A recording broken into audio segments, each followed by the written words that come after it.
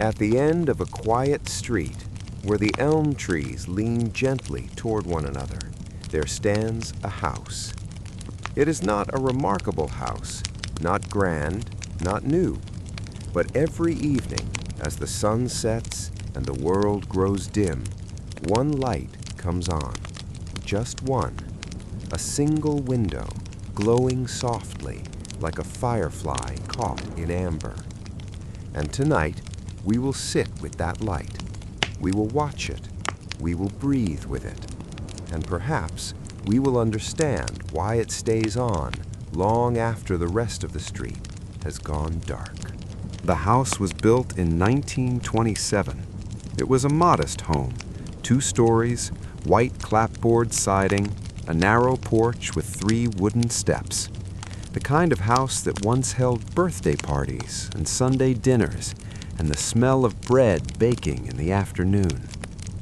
The street it sits on is called Maple Lane, though most of the maples were cut down decades ago. Now there are elms and oaks, and in the autumn their leaves drift down like whispers, settling on the sidewalk and covering the old cracks in the pavement. The neighborhood is quiet now, quieter than it used to be. The children who once played here have grown and moved away, starting families in distant towns. The elderly couple from number 42 sold their home last spring. The Hendersons at number 38 are rarely seen. But the house at the end of the lane, the one with the weathered mailbox and the iron gate that creaks softly when the wind blows, still stands. And every evening, one light comes on. Always the same window, always the same warm glow. Let us walk there now. The evening air is cool, not cold, just cool enough to feel pleasant against your skin. The sky is fading from pale blue to lavender. Soon it will be indigo, then black, but not yet. We walk slowly down Maple Lane. Our footsteps are soft and unhurried. There is nowhere we need to be, nothing urgent pulling at us. We pass number 52, the Robinsons' house. Their porch light is on, a timer probably, set to turn on at 7 every evening. Predictable, efficient. Number 48 is dark.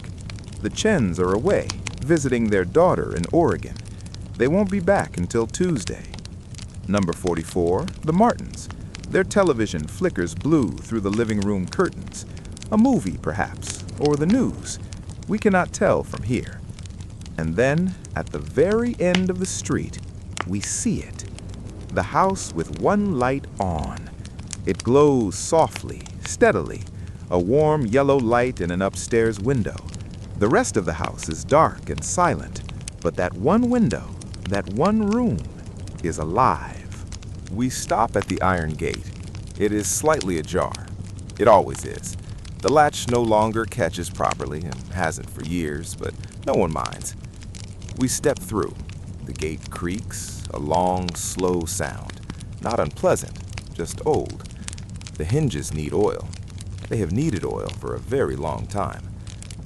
The walkway is made of flagstone, uneven and worn smooth by decades of footsteps. Moss grows in the cracks, soft green moss that cushions our steps.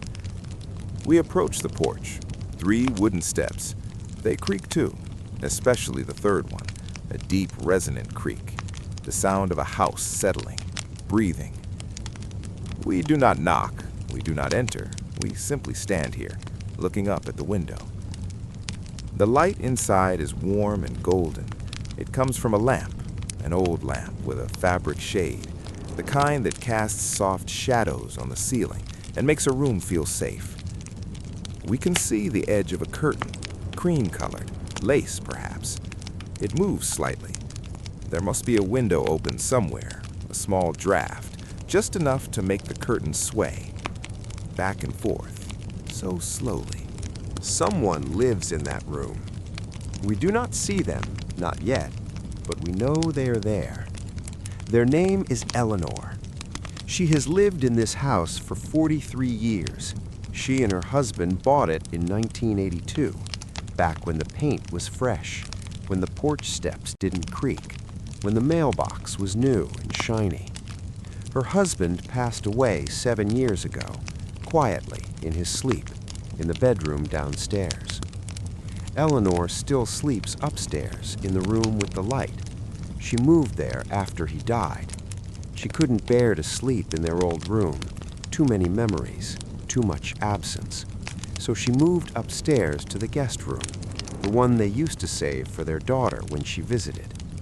Their daughter doesn't visit much anymore. She is busy. She has children of her own, a career, a life in another state. She calls every Sunday. They talk for 20 minutes, sometimes 25.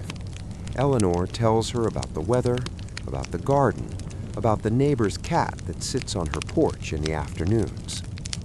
Her daughter says she will visit soon, maybe next month, maybe for Thanksgiving. Eleanor says that would be lovely. But she knows, deep down, that soon is always just out of reach, and that is okay. She understands. Life moves quickly for the young. For Eleanor, life moves slowly now, and she has made peace with that. Every evening, Eleanor follows the same routine. At 6:30, she eats dinner, something simple, soup usually, or a sandwich.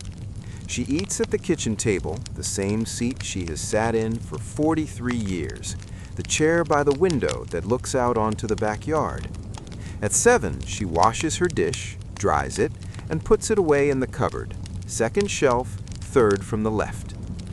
At 7:15, she makes tea, chamomile with a spoonful of honey. She pours it into her favorite mug, the blue one with the chipped handle, the one her husband gave her on their 10th anniversary. At 7:30, she climbs the stairs slowly, one step at a time. Her knees are not what they used to be.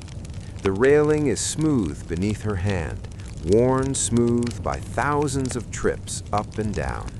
She reaches the top, turns left, walks down the narrow hallway past the bathroom and the linen closet to the door at the end. She opens it. The room is small and cozy, a bed with a patchwork quilt, a nightstand with a lamp, a bookshelf filled with paperbacks, a rocking chair by the window.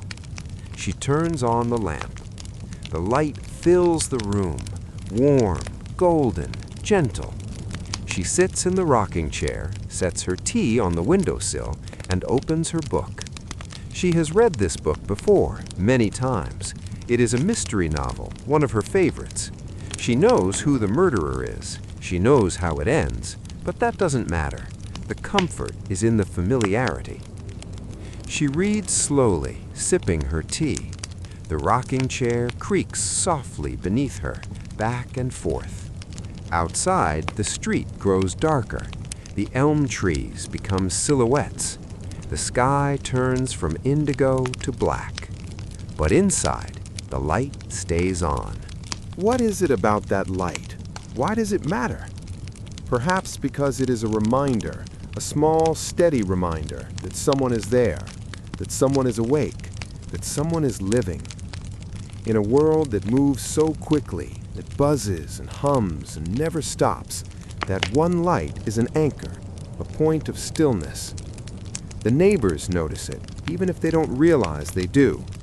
Mrs. Robertson, walking her dog at 8 in the evening, glances up at the window, sees the light, and feels a small sense of comfort. Someone else is awake. Someone else is here. Mr. Chen, coming home late from work, drives past the house, sees the glow in the window, and thinks briefly of his own mother, who also lives alone, who also keeps one light on. He makes a mental note to call her tomorrow. A teenager walking home from a friend's house sees the light and wonders, just for a moment, who lives there, what they're doing, if they're lonely, if they're happy. The light asks no questions and demands nothing. It simply is. And in that simplicity, there is something profound. Eleanor does not know that her light matters to others. She does not think about it. She simply turns it on every evening because it makes her feel less alone, because the darkness is easier to bear when there is one small light to push it back. It is nearly 10 o'clock now. Eleanor finishes her chapter, closes the book, and sets it on the nightstand. She stands slowly. Her knees protest slightly. She stretches and yawns. She walks to the window and looks out at the street, at the darkness, at the other houses, all dark now, all asleep. She smiles, a small, peaceful smile. She reaches for the lamp and hesitates, just for a moment. She thinks about leaving it on just a little while longer, but no, it is time. She turns off the lamp. The room goes dark. The street is completely dark now, silent and still. Eleanor climbs into bed, pulls the patchwork quilt up to her chin, and closes her eyes. And outside, on the quiet street, the house stands in darkness. But that's okay, because tomorrow evening at 7:30, the light will come on again. It always does. And so we leave Eleanor to her rest, and perhaps you can rest too. Close your eyes, breathe slowly, and know that somewhere on a quiet street, a light will come on tomorrow. Just one, and that is enough.